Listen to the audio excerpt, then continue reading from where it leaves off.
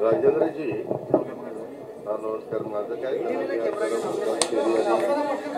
परिसरामध्ये सहजचा माझी जनसन्मान यात्रेच्या निमित्तानं आलो. माझ्याबरोबर आमदार पण आहेत, खासदार पण आहेत आणि नागरिकांशी मी बोलत असताना 15 ऑगस्ट असल्यावर जरा बऱ्यापैकी सोसायटीचे पदाधिकारी आले, पण मला काही फोटो वगैरे दाखवले. याच्यामध्ये काही कुत्री, एवढी कुत्री ते पकडता येत नाही, पकडले तर तिथं परत सोडतात, इतक्या मुलांना अटॅक करतात, त्या मुलांना रक्तबंबाळ केलेला आहे, तिथं त्रास देतात. आणि तिथं काही लोक कुत्री ठेवा या बाजूचे आणि काही कुत्र्यांचा बंदोबस्त करा, पण बंदोबस्त करताना त्यांचं म्हणणं आपण मला वाटतं मुंबईला का कुठेतरी कुत्र्यांच्या करता एक आरक्षण केलं होतं. तर त्या आरक्षणामध्ये ती सगळी कुत्री घेऊन तिकडे हे करावी आणि त्यांना इंजेक्शन द्यावं. काय होतं, फुटपाथवर अतिक्रमण झालं, एका इथं प्रश्न आहे. ते म्हणतात की आम्ही कचरा उचलत सांगितलं, उचलत नाही. मागं पिंपरी चिंचवडला काय केलं होतं, एक नंबर दिलेला होता आणि त्या नंबरला जर तिथं नागरिकांनी फोन केला तर त्यांनी सांगायचं की तिथं फोन केलेला आहे, त्याचं कॉलर आय डी पण येतं आणि त्याचं नाव पण येतं तिथं, आणि त्याच्या पुढे चावटपणा करू नये, कारण नसताना फोन करू नये. आणि तो फोन बरोबर ऑथेंटिक असेल तर मग लगेच गाडी ठराविक तासाच्या भागात गेली पाहिजे, तिथला कचरा केला पाहिजे. नागरिकांचं काय म्हणणं की बघा आम्ही कंप्लेंट करून देखील 7-7 दिवस 4-4 दिवस तिथला कचरा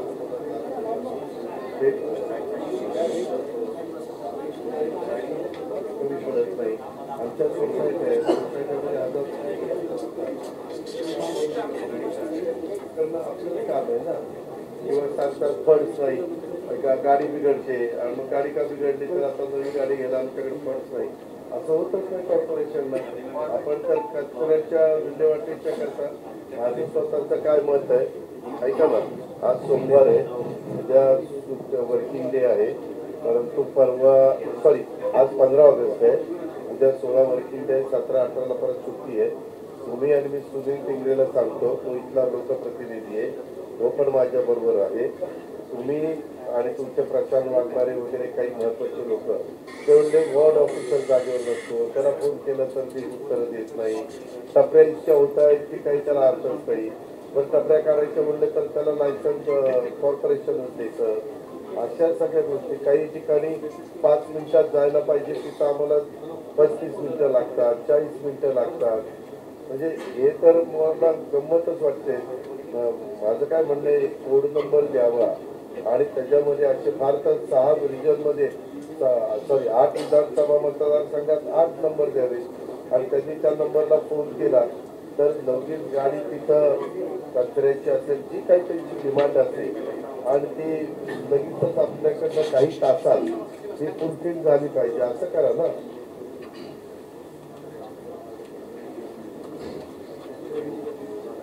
नाही तिकडं नको, ते तुम्ही इकडे येऊन तुमची जरा टीम बरोबर, आपण नाही का सकाळी ट्रॅफिकचा वगैरे बघायला जातो, इकडे ट्रॅफिकचाही प्रश्न आहे, तो आता प्रस्ताव आम्ही कॅबिनेट पुढे आणतोय. ते कालच माझी त्याच्याबद्दल मिटिंग झाली.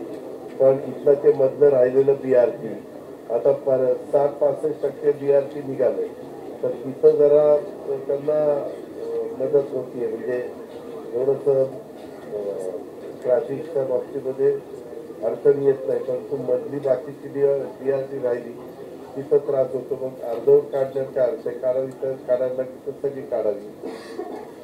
आणि तुम्ही जरा लवकर मला पुढच्या ट्रिपच्या आत त्यांना वेळ देऊन, ते कुत्र्याचं तर फार भयानक बाबा. त्याच्यामध्ये काही जण कोर्टात जातात आणि कोर्टातनं कुत्र्याच्या बाजूनी निकाल असतात, म्हणजे काही बरोबर नाहीये. मला सगळ्याच प्राण्यांच्या बद्दल प्रेम आहे वगैरे, आम्ही काही प्राणी कुठेतरी त्यांना त्रास व्हावा असं नाही, पण त्या प्राण्यांचा त्रास नागरिकांना तरी पहिला नाही झाला पाहिजे, लहान मुलांना नाही झाला पाहिजे. म्हणजे लहान मुलं वडिलांना पेरेंट्सला फोन करतात आणि सांगतात माझ्या समोर 8 कुत्री आहेत, तुम्ही स्वतः घ्यायला या, त्याच्याशिवाय मी बाहेर पडू शकत नाही. एवढी भीती त्या मुलांच्या मनामध्ये बसलेली. मला ते करून द्या.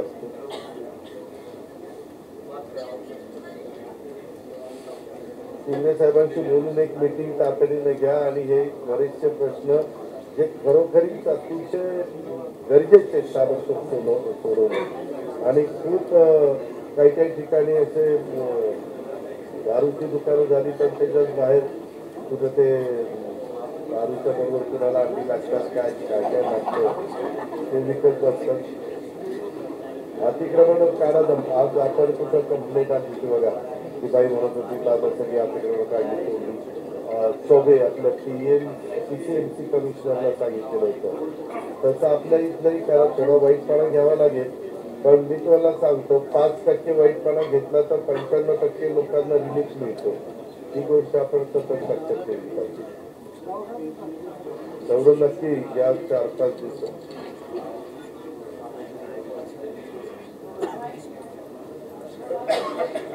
ओके मी सांगतो सुनीलला.